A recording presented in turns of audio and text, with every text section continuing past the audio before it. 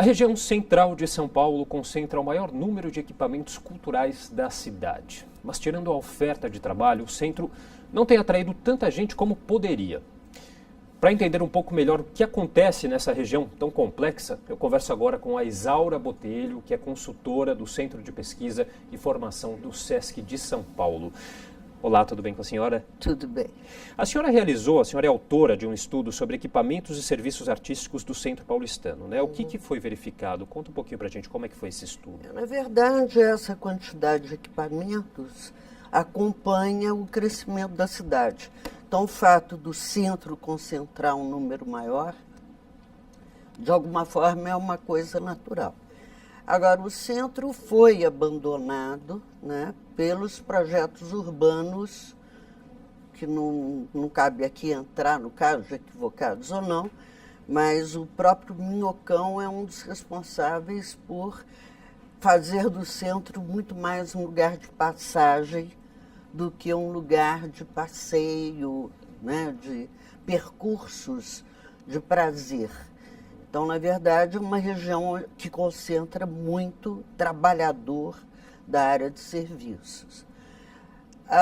Como a questão do uso dos equipamentos culturais está diretamente relacionado ao repertório cultural das pessoas, quer dizer, a pessoa não entra no museu como vai a um parque de diversões, né? Se ela não tem aquilo que a gente poderia chamar de uma alfabetização cultural, né? A presença por si só desses equipamentos não faz com que as pessoas os utilizem. Seria necessário uma diversificação maior desses equipamentos para atingir diferentes níveis de pessoas, socioculturais, econômicas? Você teria enfim. dois níveis. Um que seria da política dos próprios equipamentos, né? Por exemplo, eu sei que o Teatro Municipal está fazendo um ciclo de homenagem ao Kubrick, com preços baratíssimos. Eu, infelizmente, não frequentei, mas conheço pessoas que foram, e os ingressos estavam esgotados já com uma semana de antecedência, espetáculo à tarde, tem espetáculos para a família, né, levar as crianças. De até popularizar mais a Isso cultura. seria uma política do equipamento. De fato, eles precisam dialogar mais com o seu público potencial e aquele que já frequenta, né? O outro aspecto são políticas mais gerais, que é aquilo que a gente chamaria de uma política cultural que cuidasse desses trânsitos e desses percursos. E que não necessariamente é responsabilidade exclusiva da área cultural, né? Houve uma época que o metrô, não sei se tem ainda, sugeria um percurso cultural no fim de semana. Você tinha ônibus que faziam também trajetos pelos equipamentos. E são políticas da municipalidade. Quer dizer, é preciso ter uma articulação também, não só da área Sem cultural, dúvida com nenhuma, outras áreas. Até a questão de segurança, que a gente Sim, sabe que também é um problema claro. do centro. E de iluminação urbana, de limpeza, né? Áreas sujas não convidam, não é? A que você engendre percursos pelo centro, que já foi um centro belíssimo. Eu me lembro quando criança. Agora, já há um tempo, as gestões municipais aí de São Paulo tentam revitalizar o centro, né? Mas até agora a gente não vê avanços significativos, né? A senhora acha que esse é o caminho? O que pode estar dando errado? Em primeiro lugar, eu diria que revitalização não seria o termo adequado, porque a coisa que menos falta no centro de São Paulo é vida. Tem um excesso de vida. Eu diria muito mais uma requalificação dos usos do centro da cidade, né? Você tem equipamentos, por exemplo, como a Sala São Paulo, a pessoa vai, estaciona lá dentro, sai e vai embora. Ali é uma região que você teria percursos maravilhosos.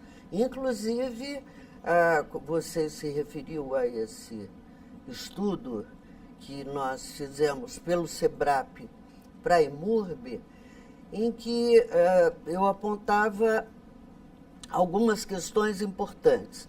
Naquela região ali da Luz, por exemplo, você tem uma diversidade de equipamentos, de tipos de equipamento, você tem um número enorme de escolas, e a gente sabe que o público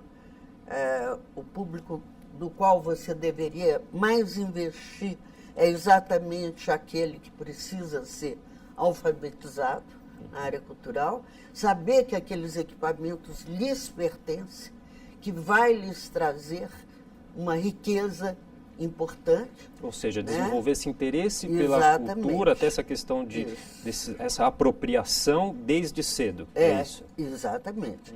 Então, eu acho que os equipamentos, aí, do ponto de vista das suas políticas internas, estão desperdiçando um público potencial enorme na região, né? E você sabe que a criança é a porta de entrada para os pais. Por isso que a publicidade investe tanto em produtos para a criança que vai ao supermercado com os pais e que leva a comprar coisas que ele se seduz. Então, na verdade, essa riqueza, eu acho que falta amor pela cidade. Quando você fala várias gestões, é verdade. Então, você vai até um certo ponto, as pesquisas têm esse problema, porque o tempo da pesquisa não coincide com o tempo da gestão. Então, muitas vezes, quando uma pesquisa fica pronta, né, há uma eleição, mudam-se os gestores e tudo começa de novo.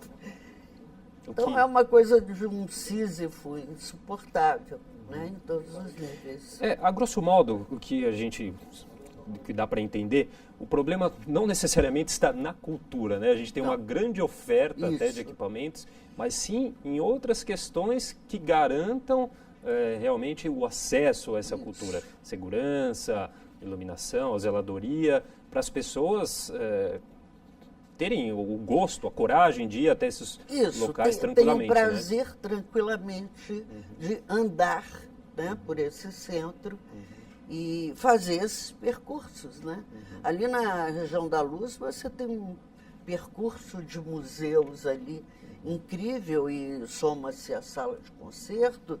Você tem o metrô que está exatamente ali. Você pode também ir a pé até Santa Efigênia. Enfim, na verdade é um centro muito rico, muito prazeroso de se fazer. Mas isso não quer dizer que é o investimento em segurança. É uma coisa conjunta.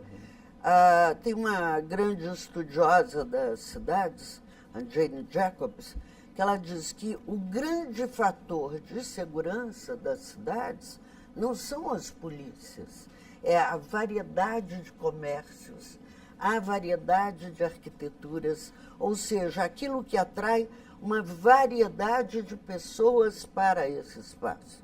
Porque isso é que traz uma vida diversificada e o que ela chama de a maior segurança é dada pelo olho da população. Você transita numa rua mais iluminada, com mais pessoas por ali, claro, só isso já aumenta aquela sensação de segurança. E comércios diversos mantêm a rua em movimento por períodos muito mais longos. Não é aquela coisa de 6 da tarde tudo fecha. Né? Você tem comércios, você tem escolas, né? Ali naquela região você tem universidade livre. Uma das coisas que nesse estudo eu propunha era que a municipalidade investisse em parceria com o SEBRAE ou com outras instituições numa diversificação de comércios afins com aquela área. É uma área que não tem uma livraria, agora já está superado, mas não tinha lojas de música, nem vamos falar de CDs, mas as partituras, enfim, daquilo, instrumentos musicais, está na Teodoro Sampaio, o centro já foi o lugar das casas Bevilacqua, etc. Né? Então, na verdade, quando eu falo de olhar amoroso, eu falo desse olhar que pensa, bem, aqui circulam estudantes de música, por que não estimular um circuito comercial da área musical? Aqui circulam estudantes de belas artes ou de artes plásticas, por que não estimular Casa do Artista, que tem no centro da cidade?